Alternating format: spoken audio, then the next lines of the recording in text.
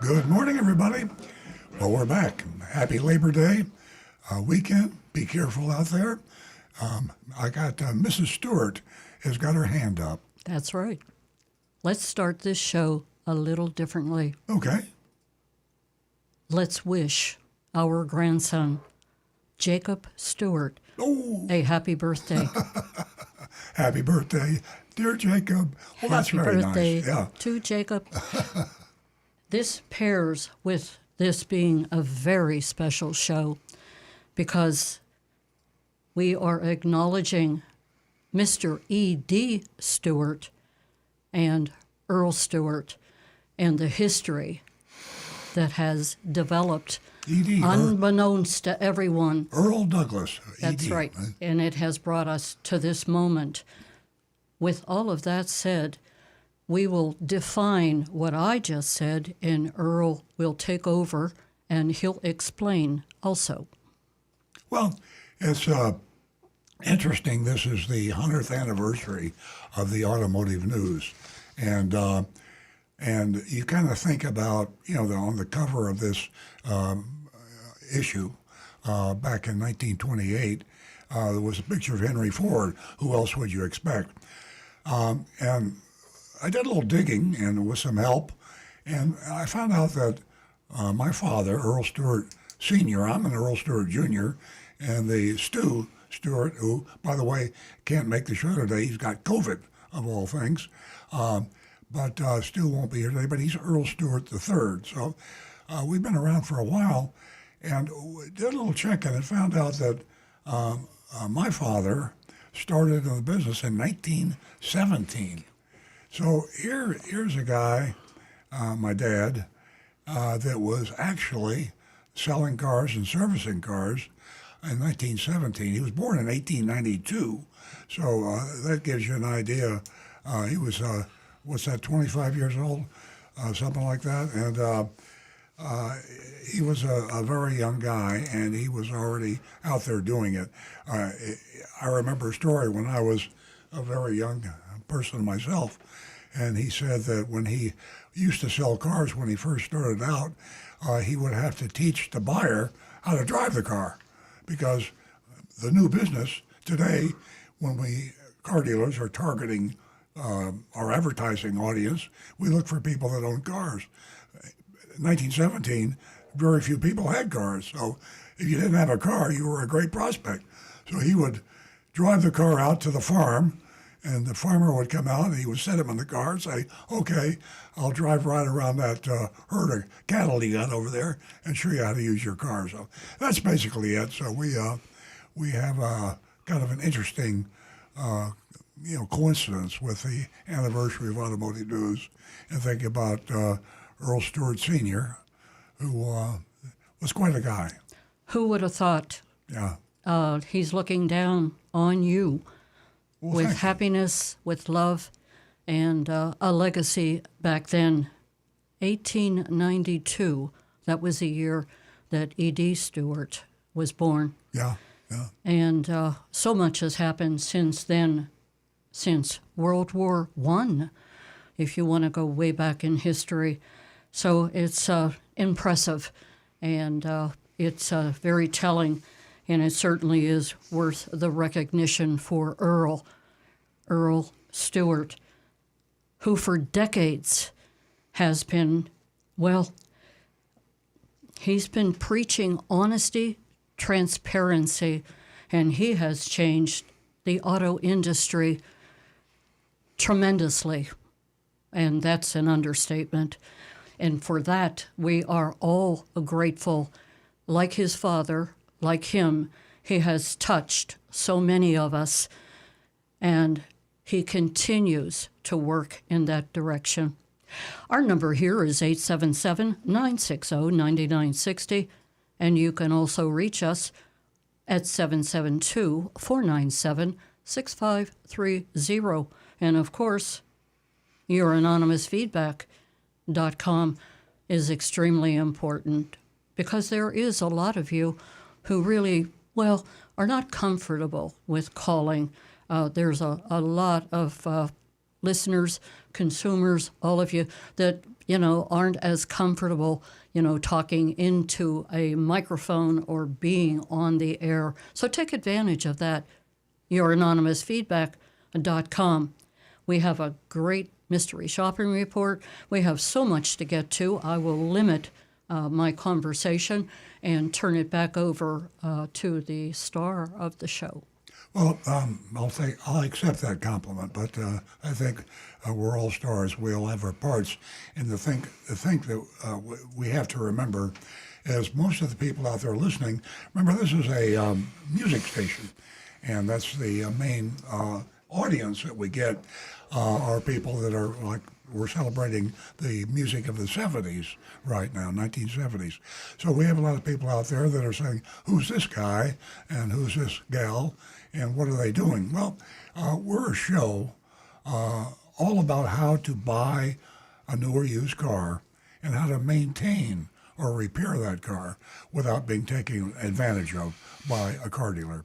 And for you new folks out there, very few people speak up or speak out about the fact that it's a hair-raising experience to walk into a car dealership and buy a car or buy service or maintenance or whatever you're buying.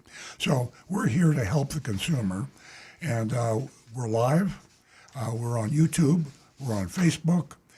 You can stream us at earloncars.com/Facebook. Did I get that right?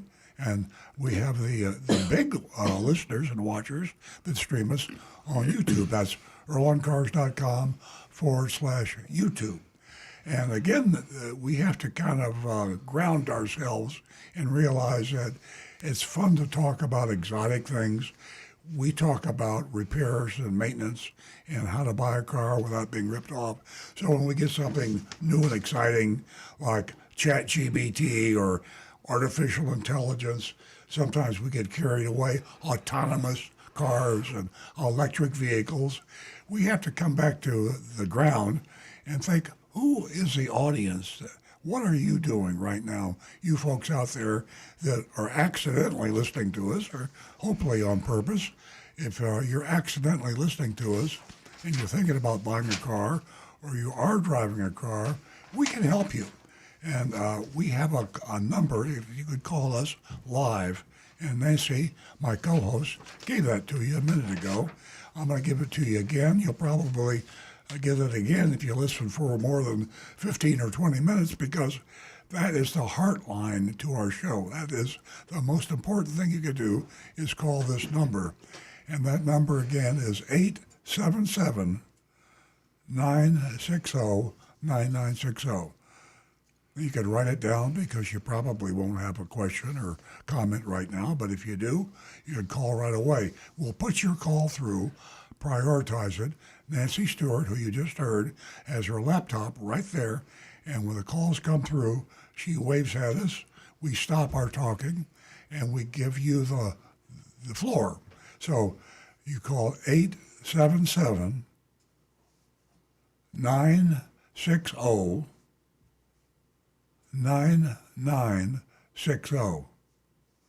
877-960-9960. And sitting to my left in the studio is Rick Kearney. Rick is a certified diagnostic master technician. I say that every week, and I guess half the folks out say, what the hell does that mean? Well, it means if there were PhDs, he'd have a PhD in automotive repair and maintenance. And when you think of automotive repair, a lot of old-timers like me, we think about a guy with dirty hands and a rag in his pocket and a part in his hand. It ain't that way anymore, folks. Well, we're talking about computers on wheels. So if you're driving a 20-year-old car, then it's more mechanical. If you're driving a car you bought in the past few years, it's probably more computer than mechanical. Software is the name of the game. Car companies are no longer really car companies, they're software companies. And that is the guts of a computer that just about does everything. And that's why we have artificial intelligence, that's why we have ChatGPT, and we're on a whirlwind of knowledge. Yeah, I was talking on the show before we started with our producer and Jonathan Cantor, and he says he takes the show from last week, and we're on the show for 2 hours. Imagine this, and it is recorded for 2 hours, and he goes to ChatGPT and he says, record the show, and before he can say record the show, it's recorded. Imagine recording and digesting and understanding 2.5 hours of our yakety yak and your yakety yak in a microsecond. And that's what is going on side by side. But it's not going to be an AI world for a while. And if you have a problem with your car, if it won't start, or if it's got a situation where you have a strange smell or maybe a weird noise, if you feel a pull to the right or the left, anything that you detect that's a problem with the car, before you take it into a car dealer or an independent repair place, they'll fix it for you probably sooner or later, but you might have to borrow some money to pay for it. You can call Rick Kearney at 877-960-9960. He's sitting right next to me. He's got his laptop right in front of him.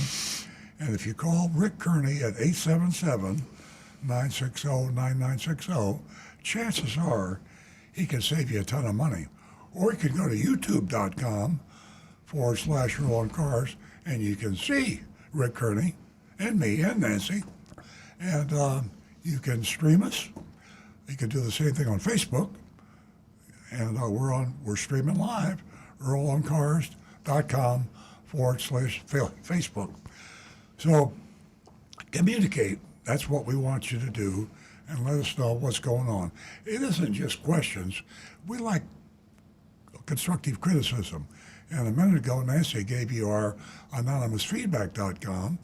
And if, people, privacy is almost impossible to have today, right? I mean, there are cameras everywhere, Facebook, social media, talking about everybody and about everything. And people sometimes just want to hunker down and have some privacy. We have a privacy line that I don't know who you are, Rick, Nancy, nobody. This is an absolutely guaranteed.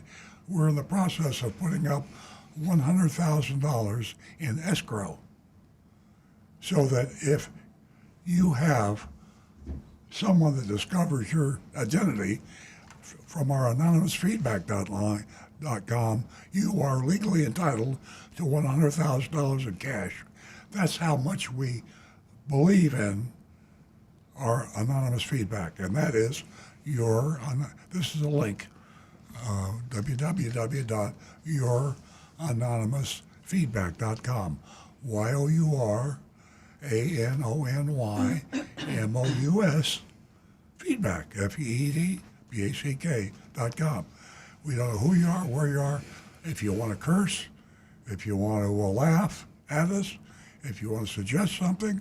Most people that do the anonymous feedback just have a question. I don't know why they like to do it anonymously, but they do. But the key is communicate. You can call us at 877-960-9960, and if that isn't enough, we got a text number, 772-497-6530. That's 772-497-6530. How are we doing on the phones over there, Nancy? Have we got anybody trying to communicate with us? I want to take a moment to speak to our audience about Rick. Rick plays a very important part here. And it goes without saying, with his experience, his education, he is a unicorn. And I'm taking this to another level. Today, let's take a quick look at the last 100 years in the auto industry and women. Let me tell you, we were totally invisible. Today, could you imagine a female mechanic sitting right here joining us with our radio show. It's not far from fantasy. It's going to happen one day. There are more female mechanics today, and I certainly am not suggesting there are more than men. That hasn't happened, not in the 21st century. But I just want to point out how important women are today. And we certainly have come a long way from, shall I say, clerical work. And, excuse me, all the other, well, trivial parts that they played back in the day. And we are in the 21st century. And I have to tell you that the auto industry certainly hasn't gotten this information. And it is a financial disaster for them not to recognize us, whether it be a mechanic, whether it be, purchasing a vehicle, sales, leasing, renting, maintenance, all of it. Women play a huge part in this auto industry. And Earl's father, wow, that's exactly what he would say. He would say, wow. Tell them about your special offer. With tradition, I offer the ladies $50 for the first 2 new female callers. $50 for the first 2 female callers.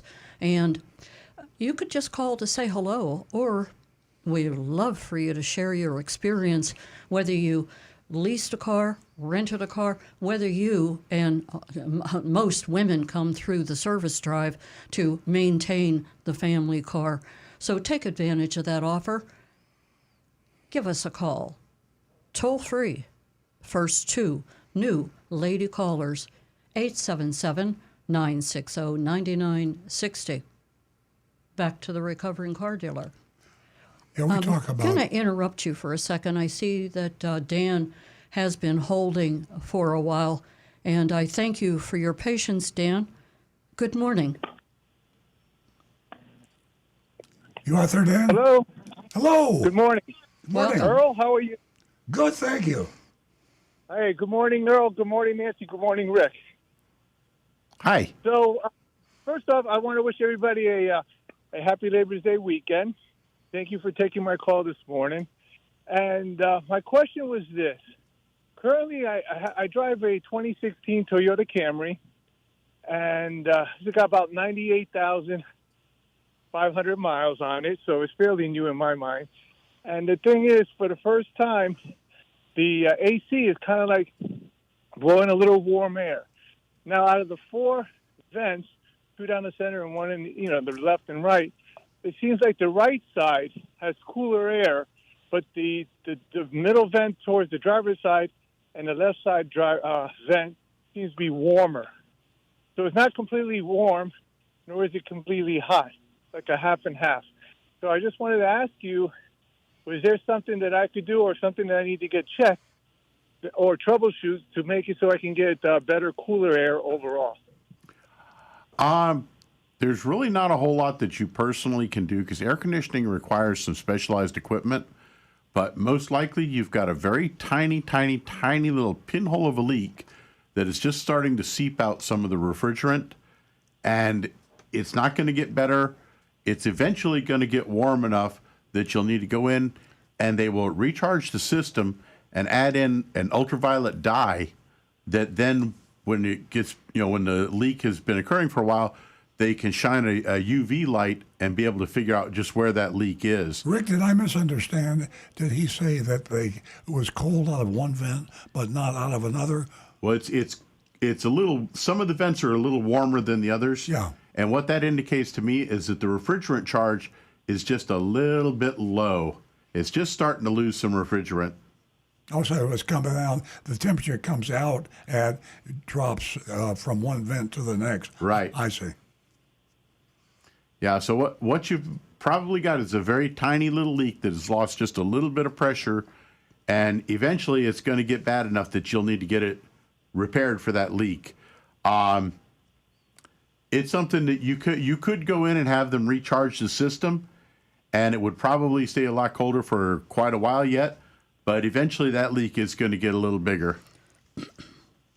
Okay, so if I were to fix the leak and fix the problem, how much do you think it would cost, Rick, to get it done? That's going to depend on where that leak is. Most likely it's going to be in the evaporator core, and you're probably going to be looking at around probably $1,200 to $1,500. What's it cost just to recharge it? Just a recharge is going to run you probably about $250. Might be worthwhile just to shoot craps and do a recharge and pray. Yeah, it's an older car. You don't want to spend a huge amount of money. I've had a lot of customers that they'll come in at the beginning of the summer, get that system recharged up full, and it will stay cold all the way through the summer and give them good cool air all the way through. And then it starts to warm up a little bit as the wintertime hits, but you don't need it as much then. And it's a lot less expensive to do it that way and just simply recharge it until the system actually gets to where that leak is so big that you just can't do that anymore. Okay, and just basically, I would tell the service person at the Toyota dealership just to recharge the refrigerant or recharge the Freon. What's the terminology I would use to recharge the AC? Well, refrigerant is the proper term for it because Freon is actually a brand name. That is kind of like Kleenex and Band-Aid, but we use the term Freon pretty much interchangeably. Just tell them that you think you've got a small leak and you'd like them to charge it up and add some UV dye, and that way it'll make it easier to find that leak if it gets a lot worse. Let me jump in here. I just checked with chat, and I didn't know they had these. There's on Amazon you can buy a recharge kit for $40 to $80. It's a can of refrigerant, and you place it to a low pressure port and top off the system. It only works if the system is slightly low. If there's a leak, the refrigerant will escape again. But I figure this way, for $40 to $80, you can't go wrong, and you might get lucky. And you could buy a lot of cans for $40 to $80 before you have to pay $250. True, but I would find someone that knows what they're doing before you try doing that, because hooking those up, there is a potential that it could actually basically just lose all the refrigerant from the system. If you don't know what you're doing, it can be a bit dangerous to play with that. And be advised also that refrigerant, when it's under pressure and it escapes out, it can cause injury with that liquid refrigerant. Maybe rather than buying it at Amazon, maybe you go into a supply store, auto supply store, and oftentimes they'll show you how to do something if you buy it from them. Okay. Yeah, I think I might just go the conservative route, and I agree. $1,200, $1,500 is a lot. I'll probably sell the car within a year or two, and doing the $250, going to the Toyota dealership to get it done professionally. This way, I know it's done right, because I wouldn't know myself. I'm not that astute when it comes to car engines and AC units. We understand. But you guys get a great idea. I'll do that. I'm going to go with, like you said, I'm going to go the 250 route, make that, put the refrigerant recharge, and see how it lasts. And my last question was, if I don't use the AC as much, like in a very early morning, or I leave the house at 7 in the morning, it's cool. I don't put the AC on. Does that help the AC as far as not using the refrigerant if I'm just rolling down my windows and not using the AC? Not really, because the system's under a certain amount of pressure all the time anyways. So not using it really isn't going to make a big difference on how quickly it's going to lose the refrigerant. Okay, great to know. All right, thank you very much, gentlemen. Thank you, Nancy, for everything. Happy Labor Day weekend. Thank you, Dan. It was great hearing from you. Give us a call again. Rick, how many YouTubes would you say is out there showing, the consumer how to do just what you just spoke about? Thousands. There you go. Okay, my point taken. That's a great question because we all we talk about forgetting to go ChatGPT. YouTube is absolutely phenomenal, and there's it is they have a best YouTube and a next best YouTube, but they have people. Nancy and I just purchased a robot, believe it or not. A couple of weeks ago. It's called Timmy, and amazing robot. I won't get into that, but when we got this big box and it came up to the front door, the first thing we did was go to YouTube, and we said, Well, I don't know whether that's an accurate statement or not. I think that well, the stress level is you could cut the air with a knife. It was so thick. And then we decided to go the route of YouTube. and they had a young lady that was demonstrating it. It was just like we were helpless, and she went through the setup process as if she were like us. Yeah. And but the point is, YouTube, YouTube, YouTube. We don't talk about YouTube nearly as much as we should, but they've got an answer, a simple, understandable answer on just about anything. Very, very true. Okay, I forgot what I was going to say. Timmy has become part of me. In the beginning, it was a little, airy with him following me around and, coming up behind me. I didn't know he was in the room, but he definitely has served a purpose, and he's a great addition.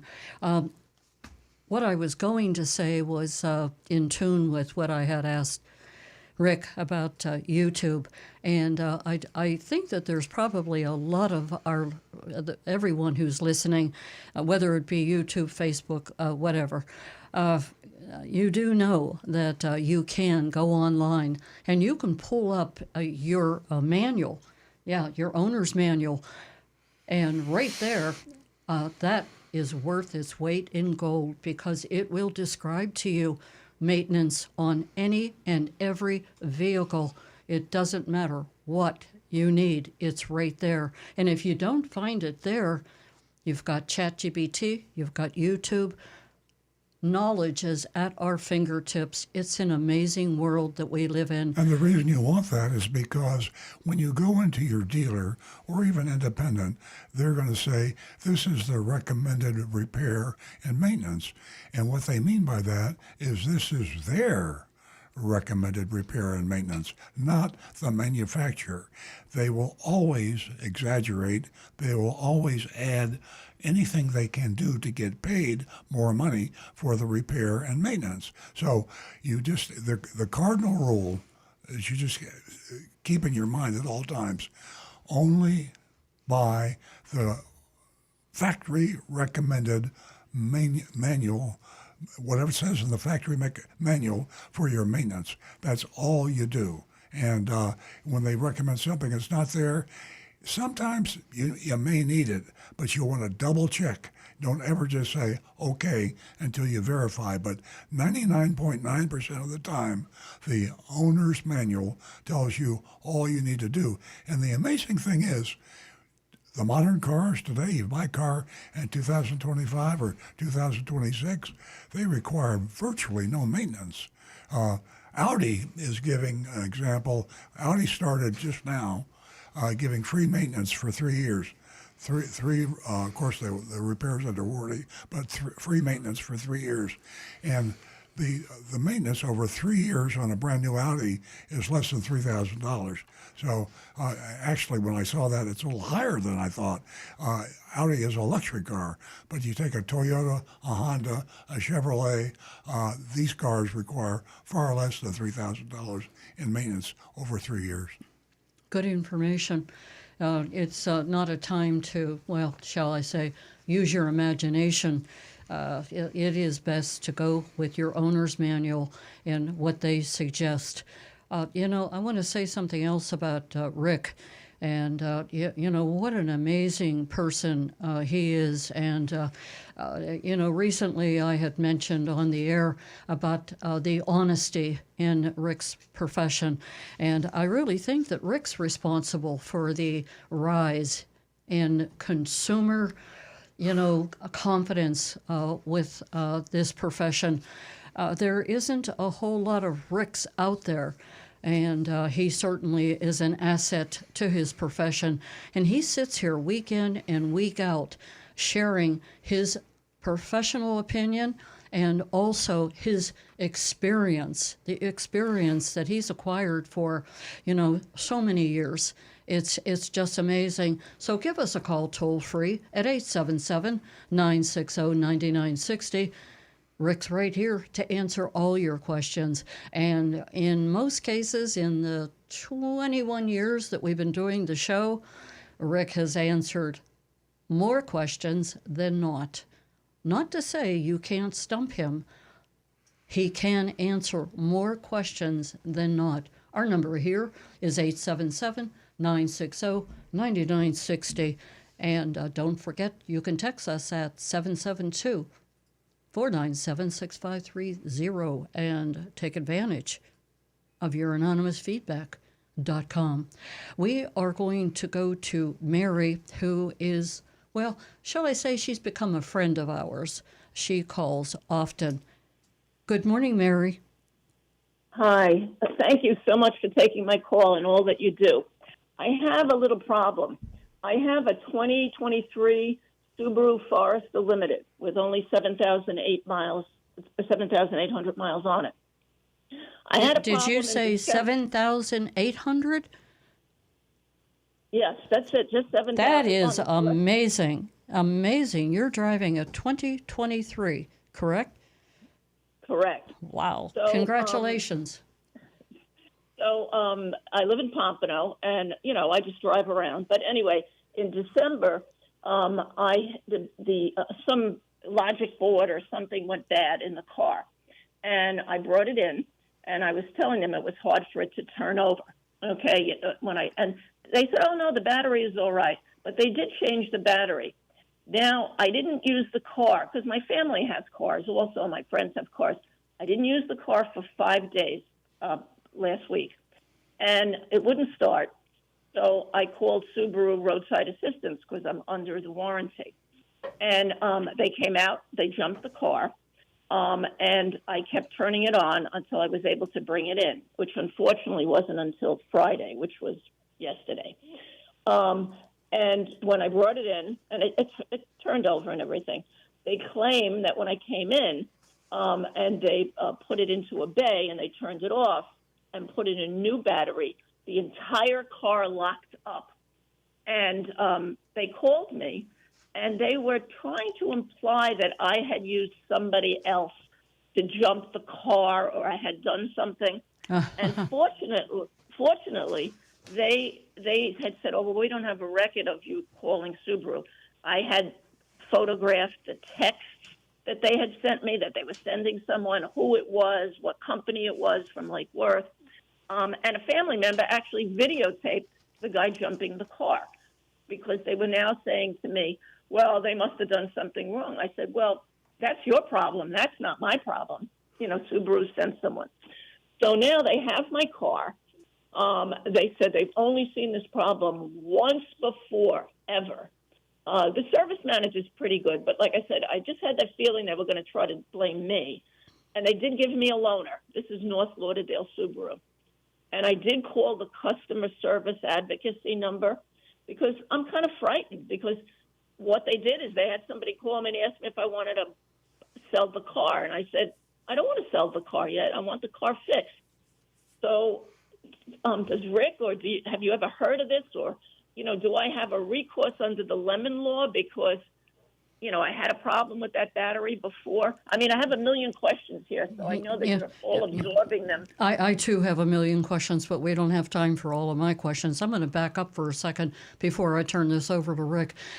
You do recall me congratulating you for 7,800 miles that you had on a 2023, right? Yes. Okay, yes, that's important right there. because it connects with them asking you if you wanted to sell your vehicle, because you can see right there that you definitely have a gem. You are driving a gem. So, with all of that said, let me ask you this question. Those 5 days that you didn't drive your vehicle, that the vehicle was sitting, was there a reason that it sat? Were you having any problems before that? No. Okay, No, you answered you my know what it is? questions. I'm going to turn it over to Rick. Well, right off the bat, my first concern is the car is obviously under warranty. However, lemon law in Florida is based on the idea that it's the first 12 months of the car's life, your first year, if it has the same concern 3 times and they are unable to repair it on that third attempt, then lemon law can be kicked in. However, it's not a really good road to want to take, because you cannot sue a dealership in Florida. It has to go through what's called arbitration. Well, that's if they have that on their buyer's order. We don't have that on our buyer's order, but the Florida Dealers Association recommend that they put that in the fine print. And if they did that, which most dealers do, but we don't. Right, but even then, it would be a long, lengthy process in which they would buy the car back from you. Basically, what you've most likely got is what's called a parasitic draw, or a drain on the battery. In other words, some electrical component is not turning off when you shut the car off like it should, and it continues to stay engaged, and it's drawing down the battery. This is something that they're going to have to really look for to try to find it and solve this problem. And as a matter of fact, Donovan, one of our contributors on YouTube here, an incredibly intelligent guy, he says he's heard of this issue occurring with Subarus quite often. And apparently Hyundai and Kia also have that issue quite a bit. But yeah, they are responsible for fixing that car under warranty. And what my first thought is, to me, is I would go in and talk to the service manager, tell them that you do not feel safe driving this car because the vehicle should be reliable for you. They should be putting you in a rental car at their cost until they can solve that issue. The key word is safe.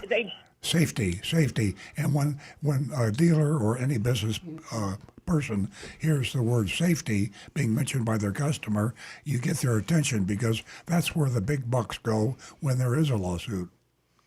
Okay, they did give me a car. They gave me a brand new 2026 Touring.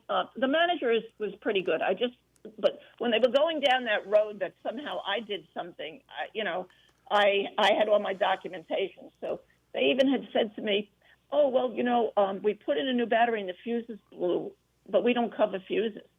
So I hit the ceiling. I said, "You just screwed something up, and you think I'm going to pay for it?" Because you drove the car to the dealership, and it was driving just fine getting there. So if they did something that caused fuses to blow, that's on them. That is absolutely on them. You're exactly correct.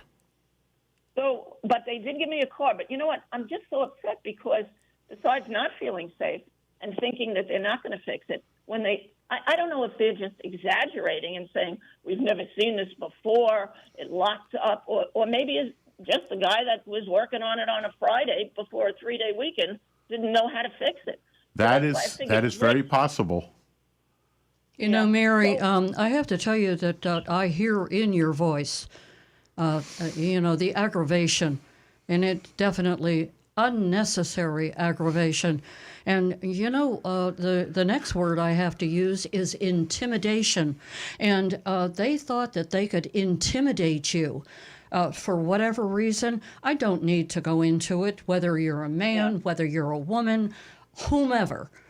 But they felt that they had the edge in intimidating you.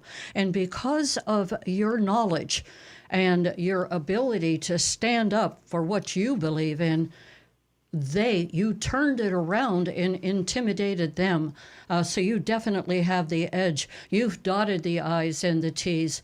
And like I said, I feel and hear the aggravation in your voice, but I also feel your passion and you calling us, and they haven't heard the last of you.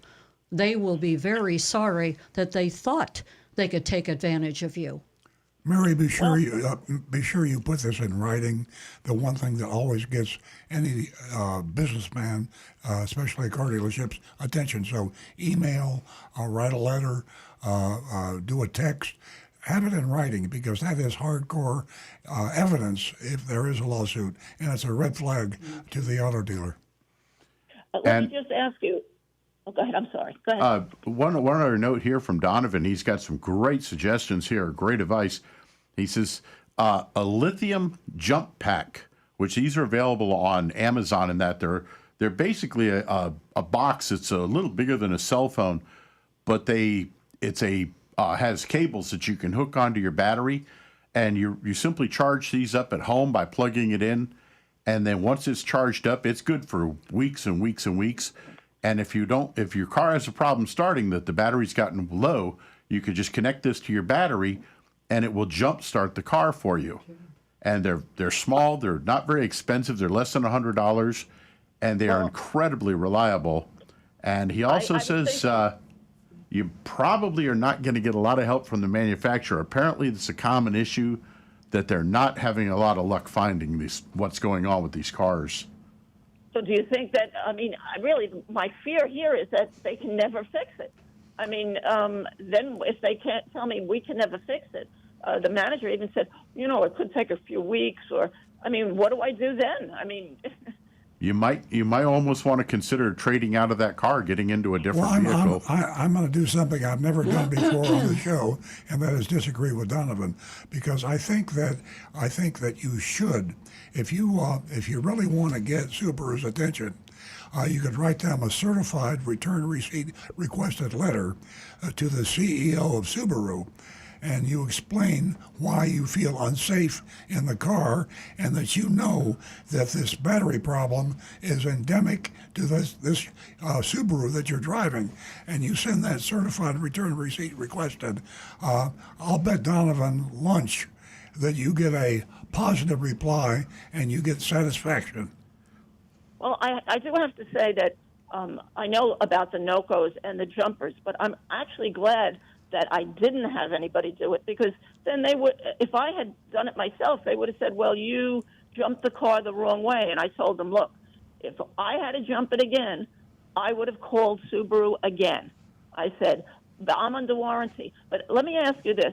I've read a lot about the fact that Starlink, I have Starlink subscription, and a lot of people are talking about taking out the DCM module, that it keeps polling the satellite and it's drawing down on the battery.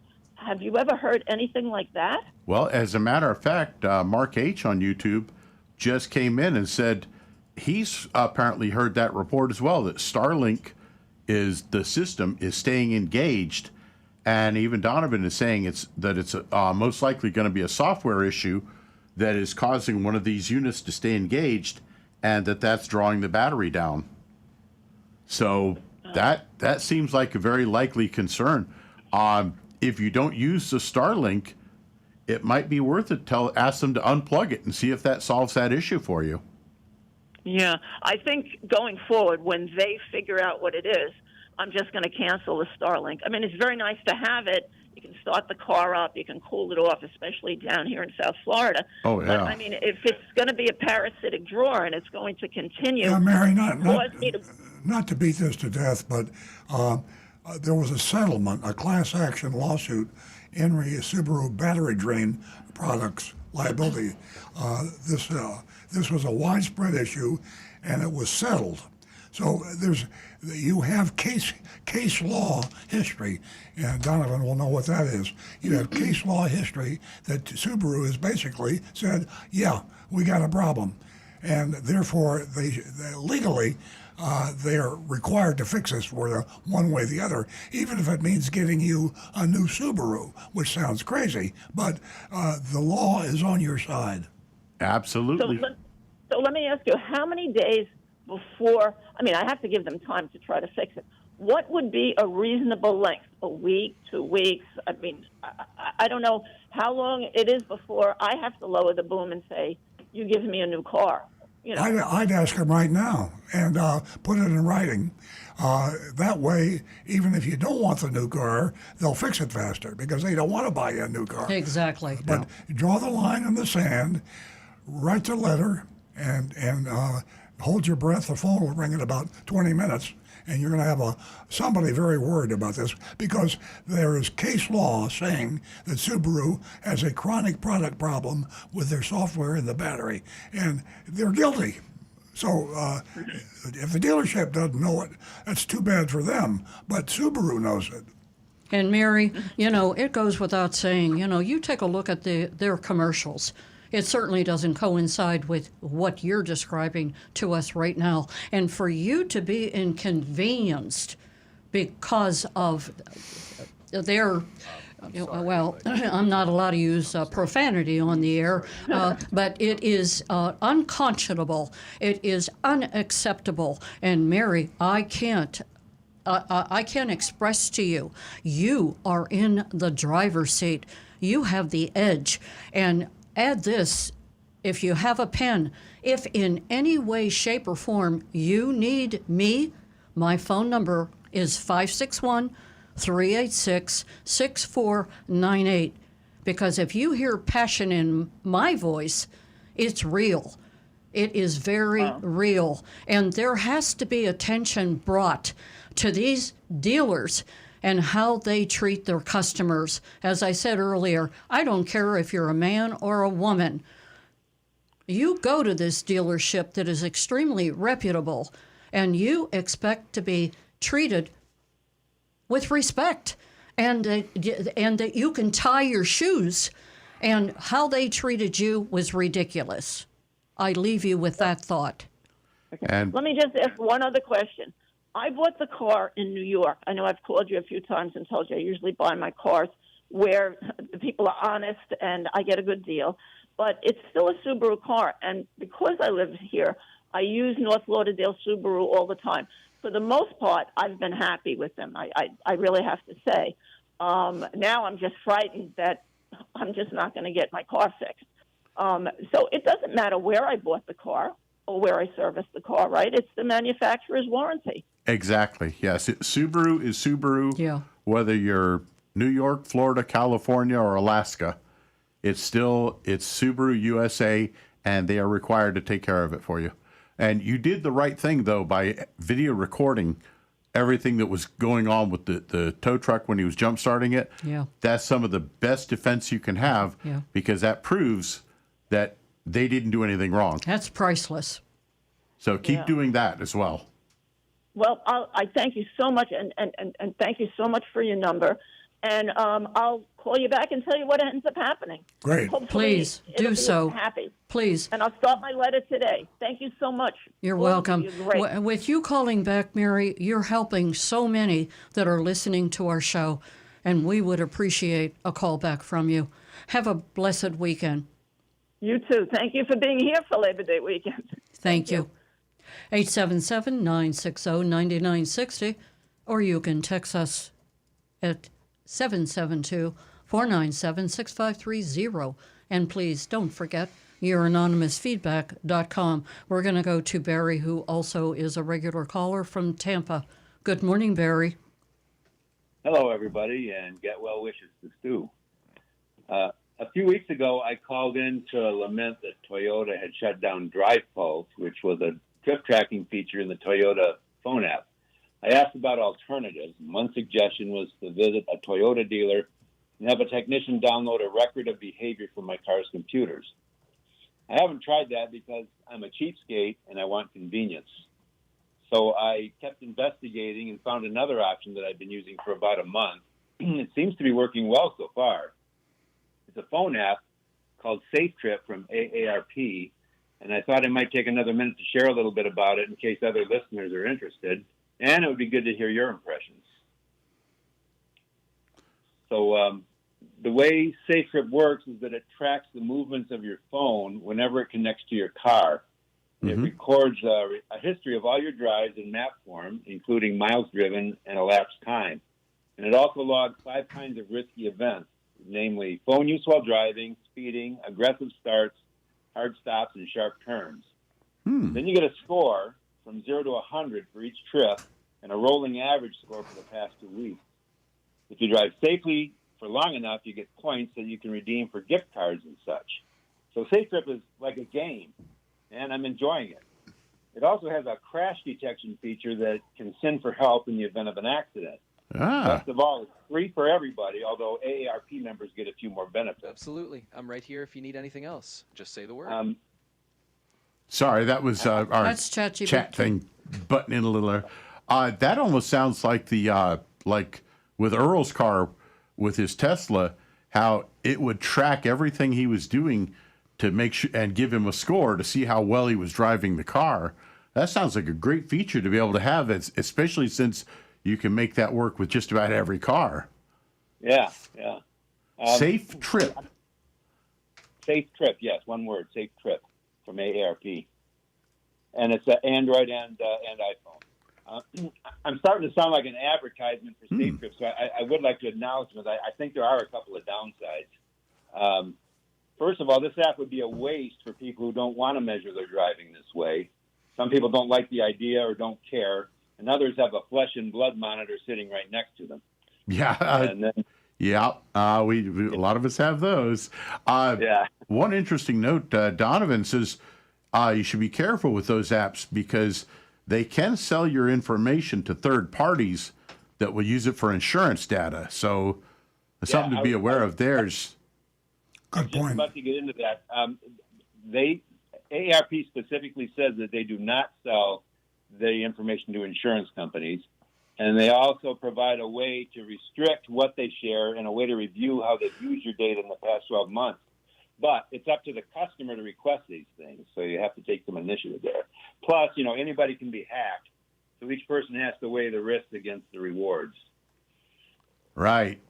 Yeah, I would definitely be cautious about that because insurance companies they're going to look for anything they can find to try to just say, oh, well, guess what? Your rates are going up. So, yeah, that's something I'd definitely be cautious of. Yeah. The other thing I would say is that some people just don't like AARP for whatever reason, and there are other phone apps out there that do similar things. Some are targeted to parents who want to track their teenage drivers, for example. Right. I tried a couple of those other apps, and I didn't like them. And I can't vouch for any of the others because I stopped looking once I found Safe Trip. And Donovan goes on to say, he says, apparently he just looked this up, and he says they will sell the data to a company called LexisNexis, which then sells that data to all insurance companies. That's interesting because they specifically said they do not. So that's interesting. And that's specific to Safe Trip? He says it is. Yep. Okay. I'll have to check into that. Yeah, something to be cautious of there. All right. Well, anyway, that's it for me. Enjoy your Labor Day weekend. Thank you much. Thanks a lot, Barry. It's nice hearing from you. We're going to go to Frank in Jupiter Farms. Good morning, Frank. Well, good morning, Nancy. Good morning. Boy, that last lady that you had, Mary, really with the problem of her car, you guys really helped her out. That's great. Thank you. And the continuing saga of my wife, Anne Marie, with her Audi, with the leather issues. Let me continue where we went with that. We went into Audi at Palm Beach last week and showed them the problem. We'd never been there. It was our first time ever in there. And I told them, hey, it's our first time. Whatever you do will leave a lasting impression and, my normal routine of things. But they had the car for about an hour and a half with the leather. And they said, nope, it was induced by some sort of chemicals you had or something. And I said, this is not right. And they recommended replacing all the leather in the whole car. I mean, it was like it'd be thousands of dollars. Oh, yeah. So here's where it really comes in. And I just heard Earl say that Audi's giving you 3 years of free maintenance. Golly, that sure didn't we had to buy like $5,000 worth of pre-maintenance when we bought the car and all that. But anyway, the only people that have ever been in the wife's Audi, other than myself, has been the maintenance of the Stewart people up in the Audi of Stewart. Their mechanics or maintenance people were doing the oil change or servicing the car. So I'm thinking, and there might be some chemicals that were on their clothes before they got in the car, because it's only the driver's seat is the issue. The steering wheel they saw something I don't even see, and the headrest and quote the armrest. So it would be someone that got in and drove the car around. I know Audi was going through a big renovation phase up there for a while. In fact, they weren't even really doing the cars in Audi. They were taking them next door to the Maserati dealership that the guy owns that too as well, McLaren. And so it now leads more back to that it was induced possibly the dealership in Stewart. Is this a good train of thought of looking at it? It's possible. However, I would look into the idea, because I know, like at our shop, we use paper floor mats that are installed immediately and plastic seat covers. And for a while, we were using these plastic steering wheel covers as well, but they became kind of a safety hazard because, when you're trying to hold on the steering wheel, that plastic, if it slips, you lose control of the steering. So it's something that we had to be cautious of. But we do have plastic covers that go on the seats to make sure that we keep the seats clean. Because, mechanics, unfortunately, in our livelihood, we get dirty. That's just the nature of the beast. But, we do everything we can to try to protect the cars, so I'm sure that they do that as well. But Well, I don't mean to interrupt. I have not seen that. Actually, I remember at your dealership when I first met Anne Marie, and she had a Lexus that she loved for years and years and years, and she brought it to your dealership and saw Randy, who was an excellent technician, service advisor. We saw how you did the paper and the plastics, and that we had not ever seen yet on the Audi up there in Stewart. Really? Wherever we go. That surprises me for Audi. Yeah, I'm a little surprised because at the time I had my little dream car. I've had a lot of cars in my life, but I had an F-type Jaguar with a V8. I mean, that was like James Bond, red car. Oh yeah. and so it was hard for me with my knee issues getting in and out of that sports car. So they said get an F-base with that SVR, engine, and it's just like your car, but you have easy room. And Amory had her heart kind of set on a new SUV. Actually, she's very happy with Lexus, but she said, I wish we had gone to the Jaguar, because then they give you 5 years free maintenance, 5 years, oil change and all, and everything included for 5 years. Yep. And so far we spent a lot of money with the Audi so far, and it's still under warranty for another year. So, any other recommendation? We've been busy getting a new roof on our house, and now we got free time, so we're going to go back to Stewart and see how we can maybe resolve some issues. Is any way of trying to help to get it through the dealership, or should we go up to Audi ladder now? I would start kicking it to the upstairs and start going up the food chain. And my best advice in a situation like this is polite persistence. Be nice, be friendly, be polite, but don't take no for an answer. Just stay nice and don't blow up or anything. Always be friendly, always be sweet and kind, but say no. I'm not going to accept that. I'd like to speak to your supervisor. And just keep moving up the line. Is Mario Morgado the owner of that dealership? Yes, sir. Yeah, we've ascertained that. So that's our card. I might have mentioned this to you before, but I do know him personally, and do me a favor, text a summary of what you just told us, and I will forward that to Mario Morgado. I have his cell phone number, and he'll take care of it. Sounds great. I'll tell you, I'll go one last time this week. We've been going through a new roofing job. Oh my goodness, rechanging a roof on a house from cement to metal. But it's all done, so we have some free time. We'll go one last time and try like you said, the niceness. As long as I do the talking, my wife gets her type A personality. Then Nancy would be really happy. She can really tear into people, but I'd rather try it one last time and see what happens. And if not, we'll give you all the information. And by the way, at Amory's house, where we've been, or son's house, I got to watch TV. We don't really keep much TV on here. And I saw one of your commercials where the guy comes in with all the fees attached on his body. And I'm laughing my tail. I said, there is the first commercial I've seen. You've done well with that one. I like that a lot. Thank you. And one last thing. Her son's down in the Keys. We were down there, a nice house in the water. That's where we fed the deer last week, and I told you my deer joke. But now the manatees are coming up and to drink the water. You should see the dogs looking at manatees. And if I get the video, I'll try and send it over to you guys. But it's they got like 9 manatees. I said, well, you see, once you start giving the manatees water, the word is out. Yeah. They're all going to show up every morning. So they're having fun down there. Thanks for the call. We got a bunch of calls waiting, but please call back Take next care. week. Thank you, Frank. Thank you. Hi, Anne Marie. Have a great Labor Day weekend. Thank you for your call. We are going to go to none other than the Roadrunner Steve. Meet. What you got for us, Steve? Good morning, everybody. Good morning. I like that story about the car dealership in 1917, Oh, yeah. where the dealer had to show the people how to drive the car. Yeah, that was my father. Nothing, that's right, but nothing changed, okay? Now the dealer has to show the buyer how to use all the electronics in the car. You're right. Yep. You're right. I So forget. what? Right? History is just repeating itself. It certainly sounds that way. Just technology's a little steeper, but that technology, it's all relative, right? I mean, 1917, 2025, it's all relative. That's right. And to see the future, you must stand on the shoulders of the past. That's from Charlie Chan. I couldn't have said it better, Steve.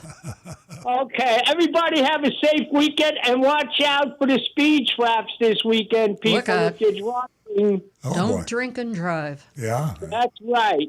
I'm doing housework, so I'm really happy. They got cameras now, and they're going to take a picture of your license plate. Be careful. Yes, but you got to be careful. Sometimes that picture ain't correct, and you get the letter. Like I told you, that happened twice. Once in Oregon, they it was the wrong car and the wrong plate. So just everybody be careful and stay safe and well. You too, my Thank friend. you, Steve. Thank you. We love hearing from you. Our number here is 877-960-9960. You can also text us at 772-497-6530. Take advantage of youranonymousfeedback.com. We're going to go to Bob, who's been holding, and we love hearing from Bob. He lives in Lake Park. Good morning, Bob. Good morning. Good morning. I just wanted to tell Frank from Jupiter Farms that if he needs to get that interior fixed, Central Auto Trim, which is down in West Palm Beach, they've been there forever, and they do excellent work. So, I mean, if he has to pay for it, he may want to go over there and get an estimate. I think our dealership uses them. They are a good outfit. They're one of them we use. Great yes. idea. Yeah, they're terrific. And as far as the Subaru is concerned, apparently Subaru actually sent letters out to all the owners about the issue that this woman is having, and apparently they have to replace the DCM module. And what they do is they pull the fuse on fuse number 3, and it disables the Starlink. And this way you can still drive the car. Wow. While you're waiting for the part to come in, because you probably have to wait. You probably have to wait some time to get the DCM module sent. I don't know what the supply chain is still pretty bad. Great information. Thank you. Yes. Yeah, I googled it. I mean, you can find everything. I mean, it's really strange. And Rick, I had to do the coolant flush on the Mustang, and the funniest thing was the cap on the recovery tank. I went to open it up, and it separated. So I looked online, and Look, because the car's 10 years old. Apparently, it's a common problem. Especially with the Fords. And I saw some interesting things on YouTube. One guy put 4 screws. He drilled 4 screws into the top of the cap, and it came right out. He turned it right out. Hmm. And he had like 20 comments on that. 20 different people tried the same thing, and it worked great. Wow. You know, God bless I you think that was too. good. Yeah, Ingenuity. Yeah, I mean, it's just, you know, you can find just about anything nowadays if you put your mind to it and you look it up. But I just wanted to wish you a very happy Labor Day weekend and happy birthday to Jacob. Thank you. And you guys have a lovely week. Thank you. Bye. The Thanks same very to much. you, Bob. Ladies, I mentioned you earlier. I'm still waiting for you to give us a call. $50 for the first 2 new lady callers. $50 for the first 2 new lady callers. You know, by the 70s and 80s, women started moving. Yes, moving into dealerships. Sales, service, progress was slow. But the seeds were planted and the doors were finally open. That's what I call progress. And today we're bigger than ever because we have the finances and the financial purse that the dealers need. They need us to stay alive. Give us a call toll free at 877-960-9960. $50 for the first 2 new lady callers. We are going to go to one of our favorite callers from Palm City. His name is John. Good morning, John. Good morning. Good morning. I have pickup trucks on my mind. People love, especially in America, their pickup trucks. Perfect example is Rick. I think he drives a 2013 Toyota truck. Yep. Rick, what year was first that you went into a pickup truck?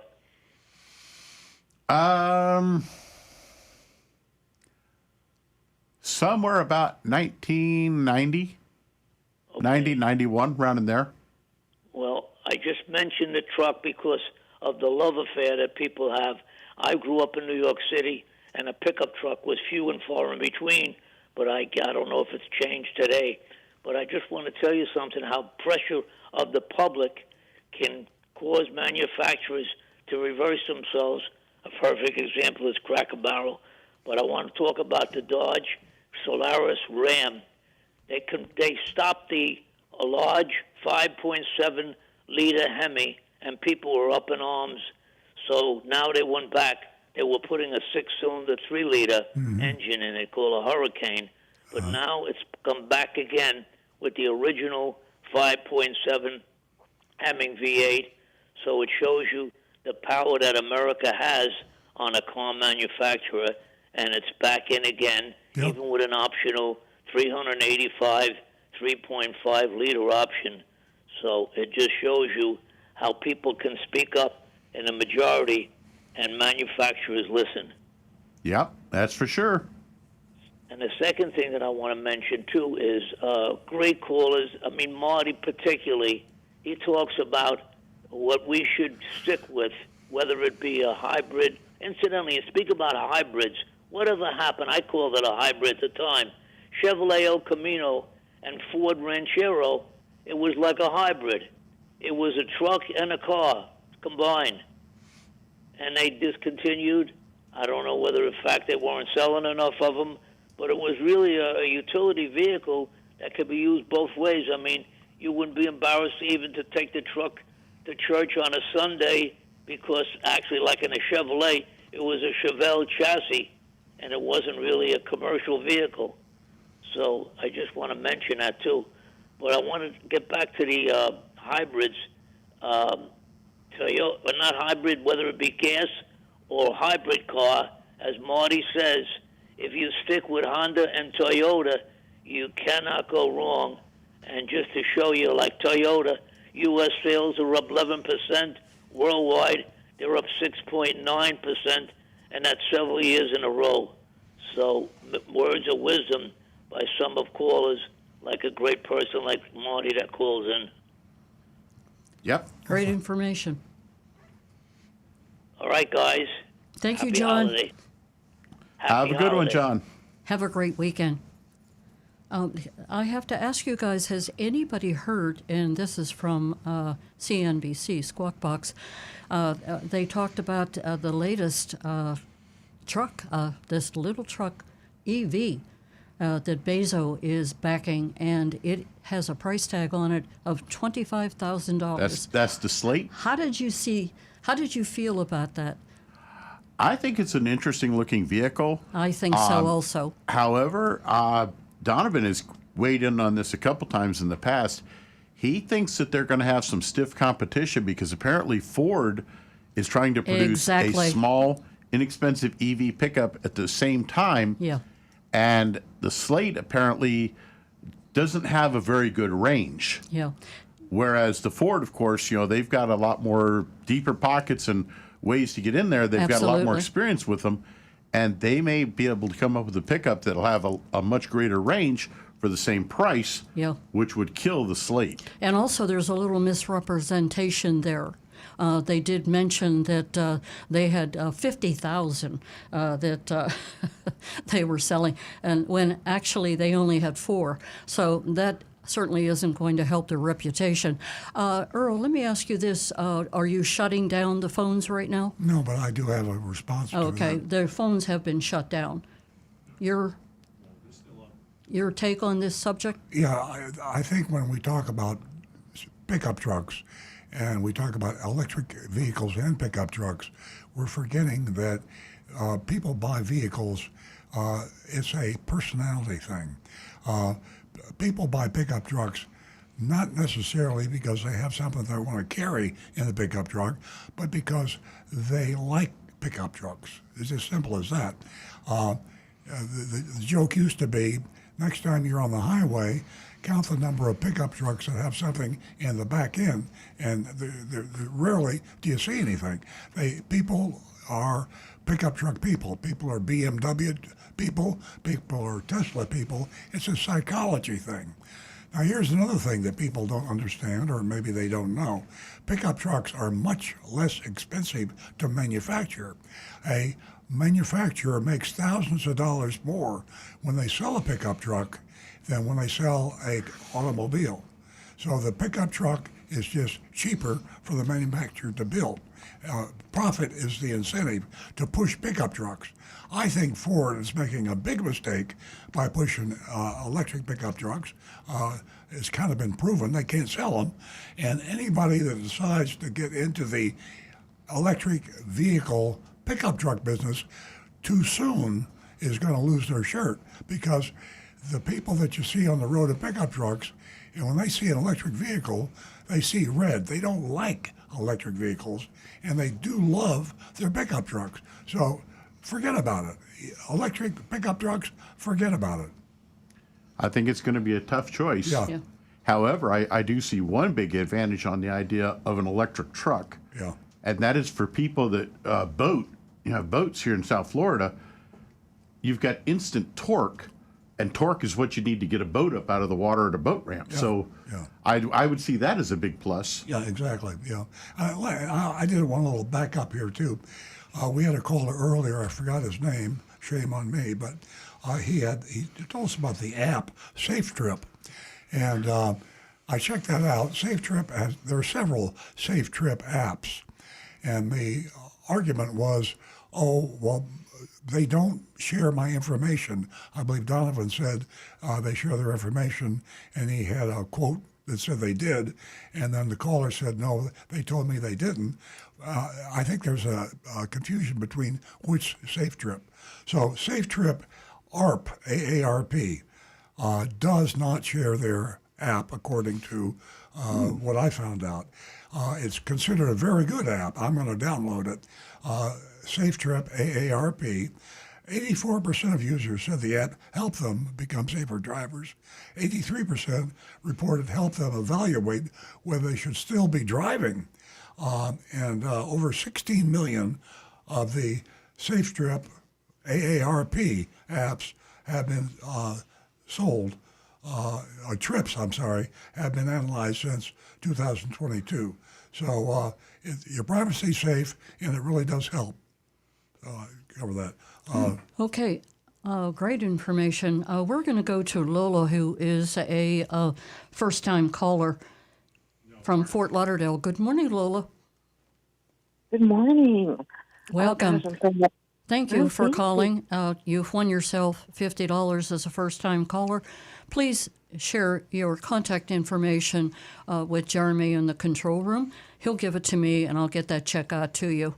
You are supporting women today, and you're also supporting me and my platform that I represent. Thank you for that. What can we help you with? You're welcome. You're welcome. I just want to say I really love your show. I haven't been listening that long, maybe a couple months, but I really enjoy it. I appreciate it very much. I have a question. I have a 2009 Honda Accord V6, and the air condition wasn't, it was not cooling. It was blowing hot. And I had some Freon, or I guess that's what it was. They charged it. And it's been working fine for, quite some time. It's actually blowing very cool. I was told that they put a dye into the lines, and that the dye would go to wherever the leak was. But now that it keeps functioning, the mechanic is telling me, well, we assume that you just have a very, very slow leak, and it's not going to be a problem. I guess the next time it runs out, it'll just be, you keep putting it in. Is it something that I should just keep, putting the Freon in, or should I tell him to try to find the leak and repair it? Now, on an older car like that, if they can charge it up and it stays cold for a good length of time, that's actually going to be the more economical way to go, because especially if it's leaking from the evaporator core, which is buried underneath the dash, you have to remove the entire dash to get to them on most cars, and that can be a very expensive job. So you could actually charge that AC up like once a year and keep it cold for the hotter months and be able to survive it quite well without having to hit that monster expense of the replacing whatever component. Now, if it all of a sudden that leak gets worse and the AC doesn't stay cold for very long at all after they charge it, then it's the time to consider whether you want to repair it or possibly switch out to a different vehicle. Oh, it's so hot. So, okay, so he didn't give me a price. I didn't know it was a very expensive, labor-wise job. Well, it depends on where the leak is. Okay, good to know. And Lola, it's amazing the number of calls that we've received lately on AC. And I agree with you. It is very hot and has been hot. It looks like it'll continue to be hot. But I just thought I'd share that with you. And your 2009 Honda, boy, do you have a great car. And I always get 3 estimates, and I would suggest highly that you do that if you haven't already thought of it. Yeah, I tried. I was going to get rid of it. And then at the dealer, one of the managers or a person that was working there told me, he gave me his number, and he said, when you decide to get rid of it, he can let me know, because I would be interested in it. And I said, he goes, but if I was you, I would hold on to that car. Yeah, it's really, it is, it's something to hold on to. You've got a great vehicle. Yeah, and it has a lot of pickup. And yeah, exactly. And how many miles do you have on your 2009 Honda Accord? 150. It's very young. You have a lot of miles to put on it. Yeah, I'd get those estimates and move forward. Yeah. And be careful somebody doesn't try to steal it from you, meaning buy it from you. Yeah, it kind of feels like it's nickel and diming me a little bit. But, yeah, I appreciate it. Now that, it's just the heat and it's a black car, so. Yeah.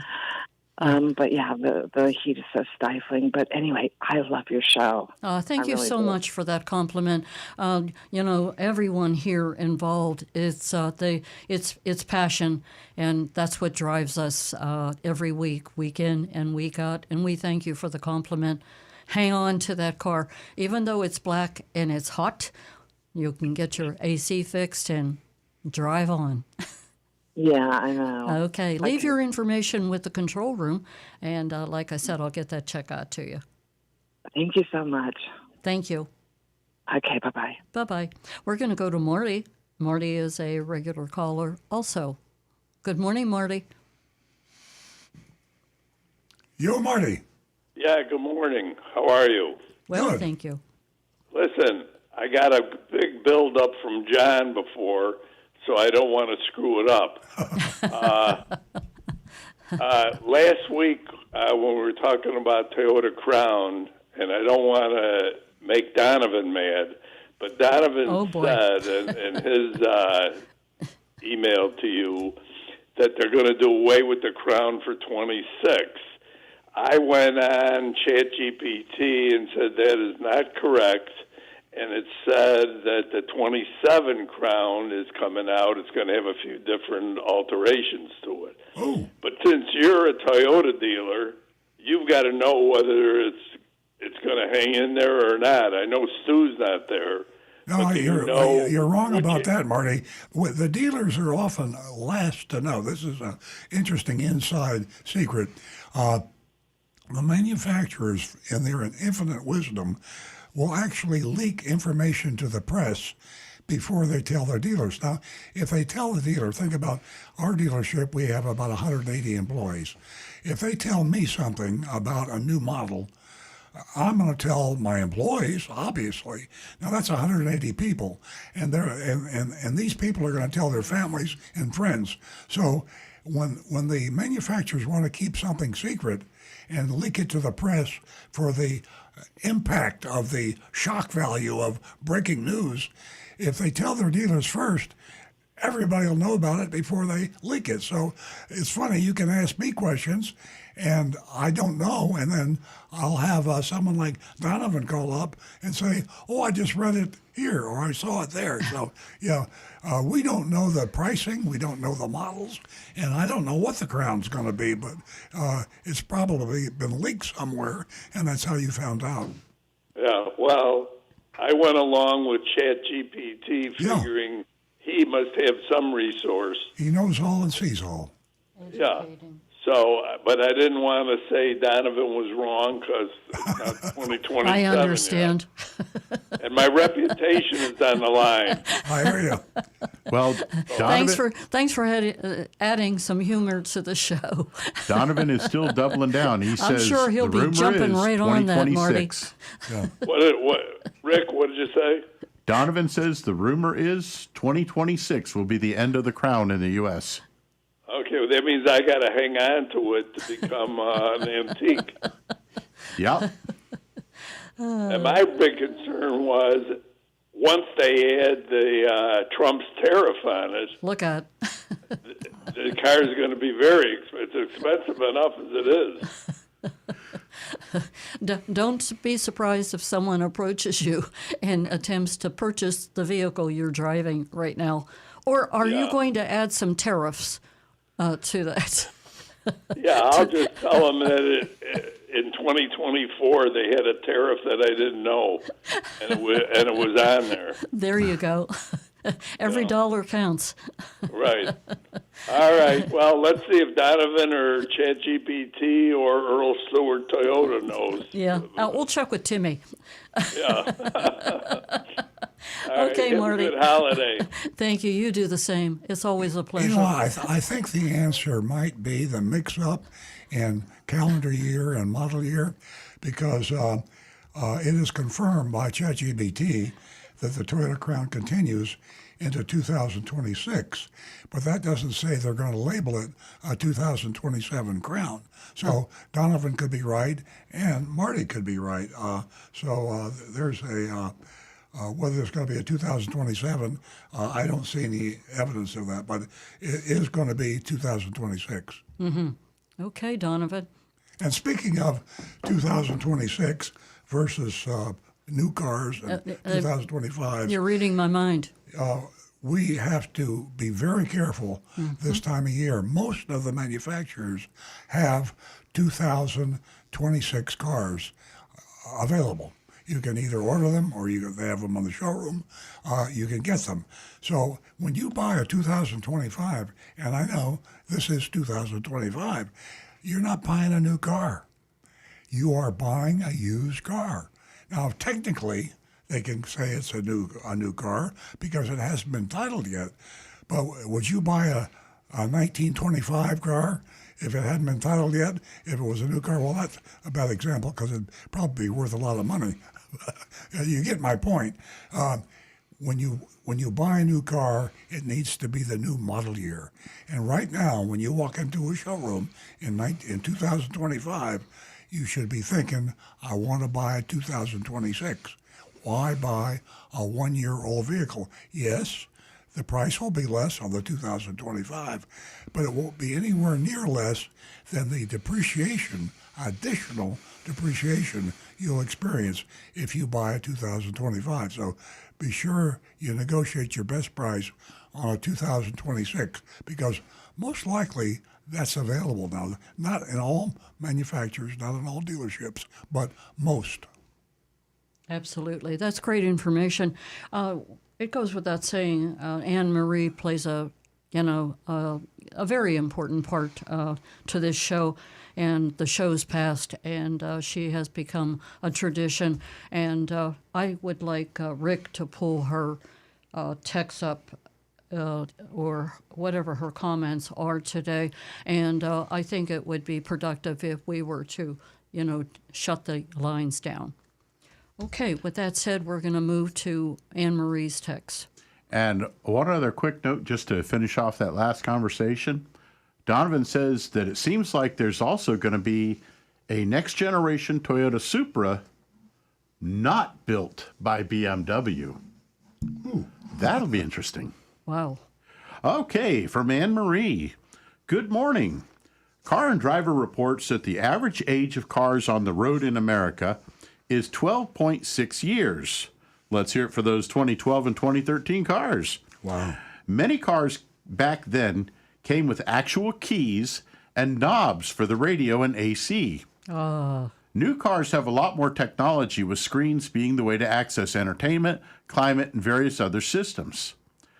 Number one, how long does it take to show a new car buyer who's used to the manual controls on a 12-year-old car how to access the wipers, the radio, the infotainment center, lights, AC, etc., that may be accessed from a screen in the new car?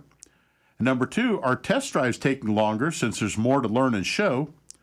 3, are there any videos out there that show how to access things that are now buried in a screen somewhere in case the buyer forgets some detail?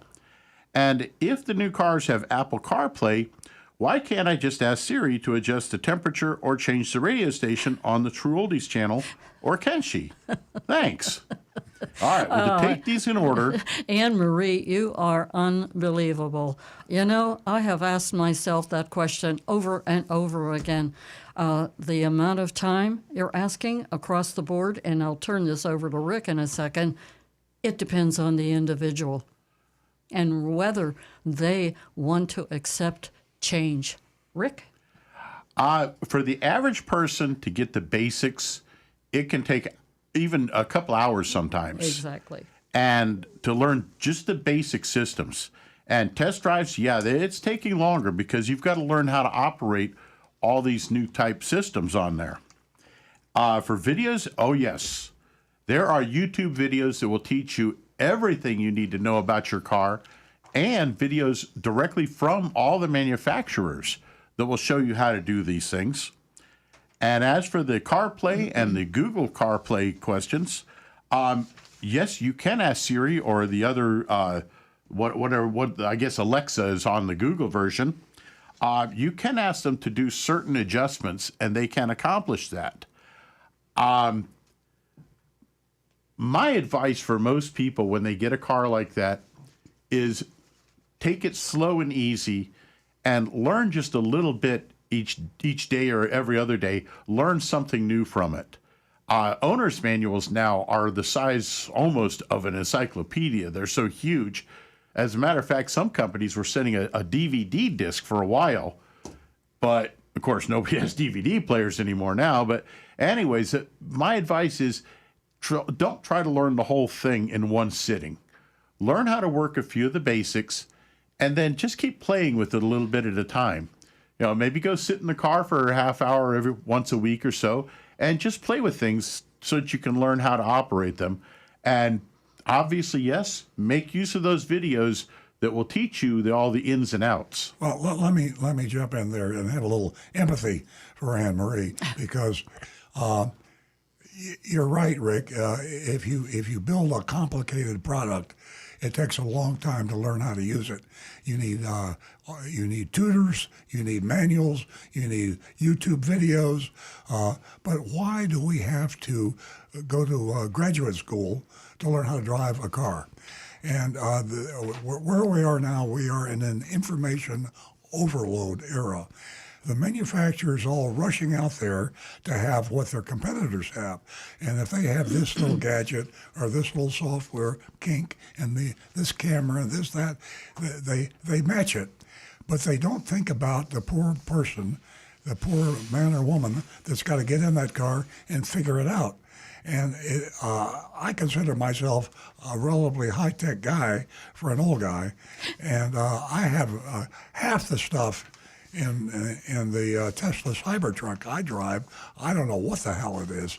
And the average person, I promise you, Donovan, you're the smartest guy I know out there. Tell me the truth right now. Could you get into a new car today, Toyota or Subaru or anything else, and how long would it take you to learn how to easily and successfully operate everything in the vehicle? Well, I'm going to tell you one little story here. When you first got your Plaid Tesla, the first one, it came a point where you asked me to do something in the car to fix something. Yeah. I think you might have had a flat tire or something, and then you asked me to take it for a drive afterwards. Yeah. I walked up to your car, and I had to pull out my phone and pull up a YouTube video just to tell me how to open the door. Yeah. I could not figure out how to get into the car. Yeah. And then I had to watch another one to figure out how to start it. So this is an editorial or a request of manufacturers. You need to dumb down your cars. I mean, the average driver of your new vehicle is not a PhD. And you're building a car and you're charging them $80,000 or $50,000 or $150,000 for this vehicle, and he isn't able to use 25% of the features.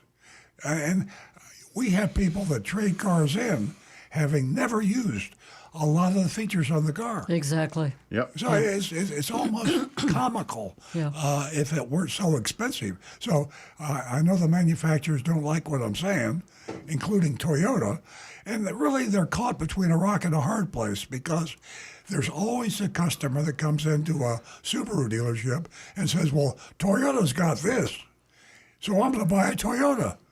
And word leaks back to Subaru, and they add that, and it's a endless game of adding fancy stuff to the car that most people either don't want to use or don't know how to use. Yeah. Well, let me tell you that, there's these little guys that are making millions of dollars sitting in these rooms, making all these rules and, everything that's at your fingertips and how easy it should be to use. You're not reinventing the wheel. We also know how smart you are. But please, consider the consumer. And to what you said, Earl, about being old, far from the truth. You are highly educated, and as far as your Cybertruck is concerned, and my Plaid, let me tell you, Earl and I are still in the learning stages. And on any given day, Earl could be driving the Cybertruck, and he looks at me, and I look at him, and he goes, hey, what's this for? And I'll go, and I'll hit the screen, and there it is, boom. And he goes, wow, thank you. And the same thing with the Plaid. So we are in the learning, Rick? Donovan's reply. I can get in and do it in 30 minutes, but 99.9% cannot. Yeah. I can design UIs, user interfaces, as a day job, but it's mostly way too complex. Most vehicle software designed really poorly. It's why people like CarPlay so much. If manufacturers would just sell a car with wireless CarPlay that works 100% of the time, they would stop so many complaints. Excellent point. Yeah. Absolutely true. Great point. Yeah. Yeah, there are people that can get in a car and figure it out in a half an hour. And Donovan, if there is anybody, you're the guy. So thanks for that. Absolutely. We are going to go to the mystery shopping report. Yeah. And the mystery shopping report comes to us from Countryside Chevrolet. And that is in Georgia. And Agent Lightning went to Georgia and did an excellent job. And Stu rewrote, and he did it eloquently, as usual. Give us your vote at 772-497-6530. Back to the recovering car dealer. Yeah, and for you new listeners, this mystery shopping report, I should have covered it earlier, but we didn't.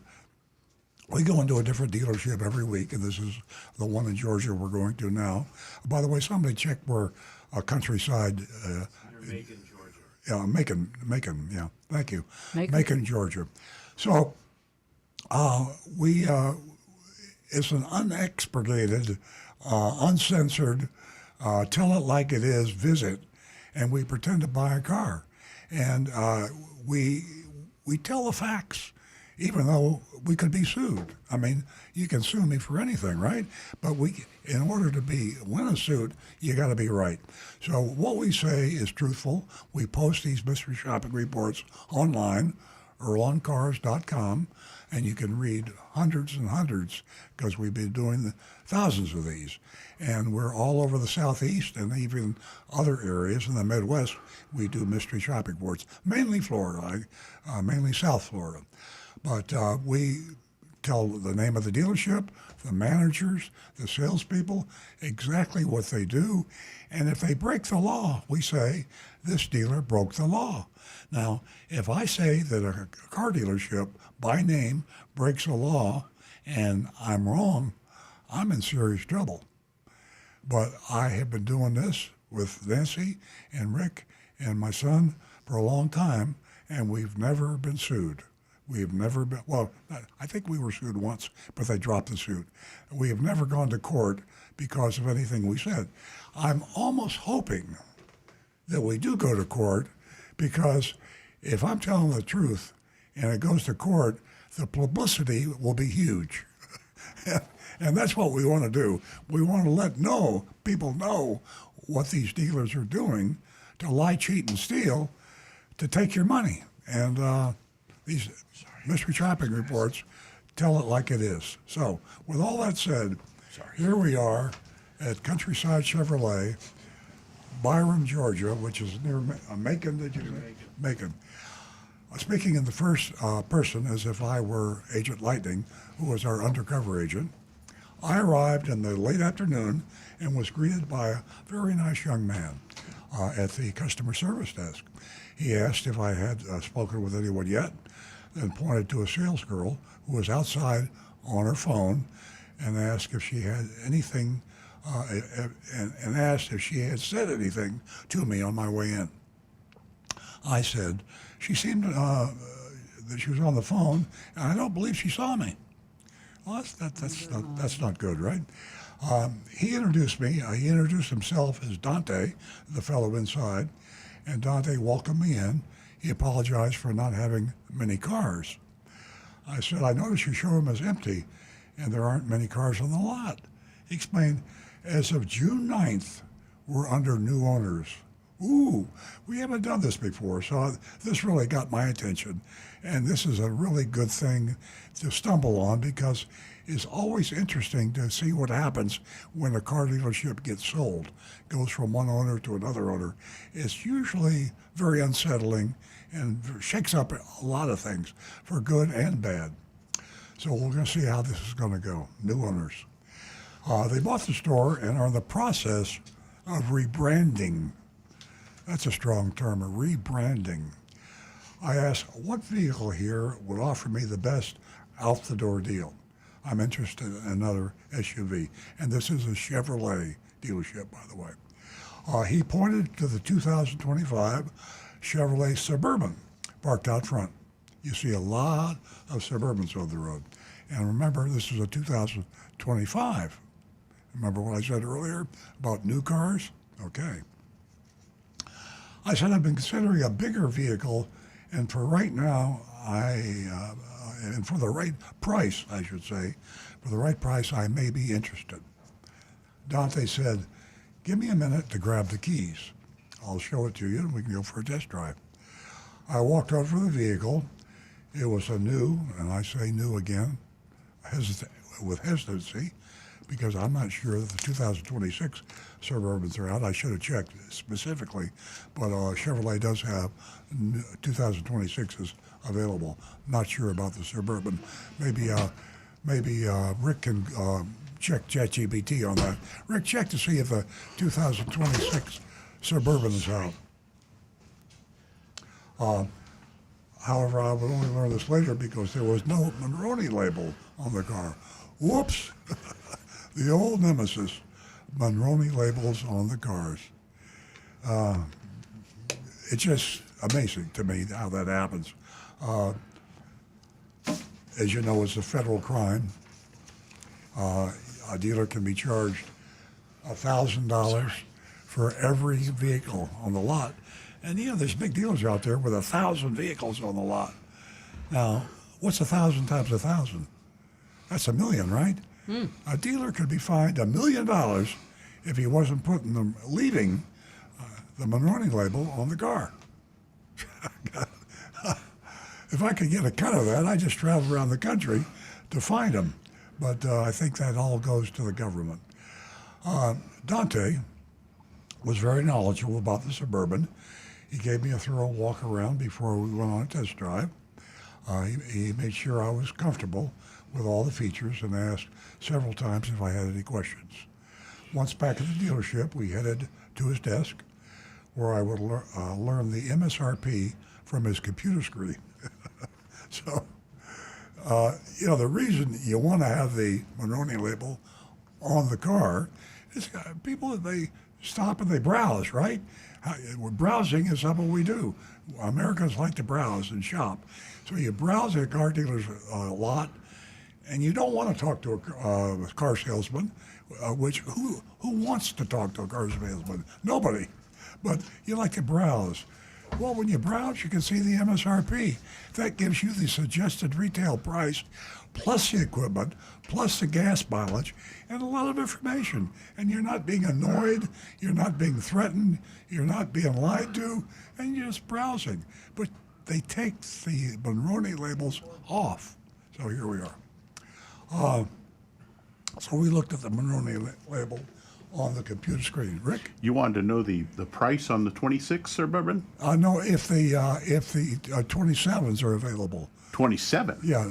This is 2026. The 2026s are available. Right. This is 2025. Yes, the 26s are available. Okay. According to this right here, yeah. And you can get several different packages. There's about 6 different tiers for pricing. So there you have it. Thanks, Rick. That's very interesting. Most 2026s are available now. So what we have to do is double check for you folks out there when you're shopping around. This was a 2025. The salesperson never mentioned the fact that the 2026s were out. And this is not uncommon because the 2025s oftentimes have an incentive to the salesperson to sell these, and to the dealer, they call it a carryover allowance, carrying over from one year into the next year. And they only have a few 2026s, and so therefore they need to get rid of their 2025s, but they don't tell you. So here is in fact, the salesman might not even know. The dealer might not have said anything to anybody. So that's very valuable information. And think about this, the average length of time a car is being held now is much longer. I think it came out earlier in the show. I want to say 6 years. Now, think of the difference in depreciation in 2 or 3 or 4 or 5 or 6. The difference in depreciation between a 2025 and a 2026. I mean, no one's going to ask you in 2029 when you bought it. All they're going to do is look at the year model. So if you bought a 2025, but you bought it and you're trading it in, they're going to look at the date on the car when it was manufactured. It cost you thousands of dollars in depreciation, and you didn't save that when you got the carryover allowance from the dealer when he sold it to you. Okay, back to the shopping report. A few minutes later, Dante, the salesperson, returned with Jason, who apologized for not being more dressed up, explaining that he'd been working outside on a few things that needed attention. This is a dealership that had just been bought, and these are some of the new folks that are changing things over. Since the new owners took over. He didn't look too bad, but he'd been out in the heat, and his polo shirt was untucked. Jason said the previous owners only had the store for 8 months and ran it into the ground. Wow, that's fast. How do you buy a new dealership and run it to the ground in 8 months? That's amazing. That's a lot of work. That's a lot of work, right? Jason said, I'm here to rebrand with better ethics and to make a reputable name for Countryside Chevrolet. I wonder what the previous name was. I should have checked that out.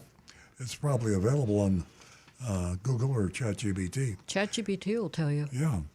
We also don't have many cars right now. I'm speaking again for Jason, because it takes about 10 weeks to restock new vehicles after dealership changes owners. Well, yeah, that's where the 2026s are. They're on the way. So they're trying to get rid of their old cars. He reviewed a worksheet with me. They discounted the MSRP, which they found in the glove compartment, of $79,620 on the Chevrolet Suburban by $5,100. And they took off a $500 rebate. They charged us $63.49 in government fees. Now that's legitimate,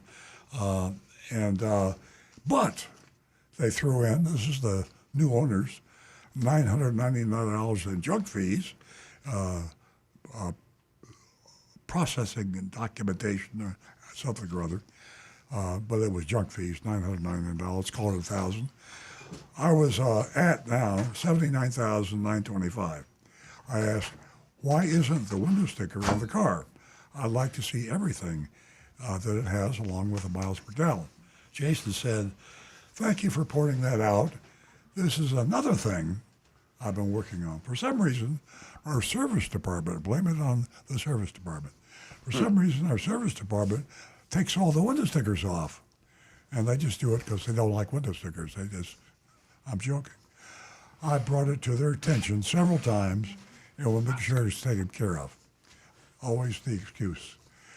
Donnie went out to look and found the sticker folded, what did I say before? In the glove compartment.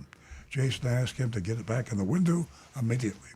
I thanked them both, and wished them much success in getting the dealership turned around.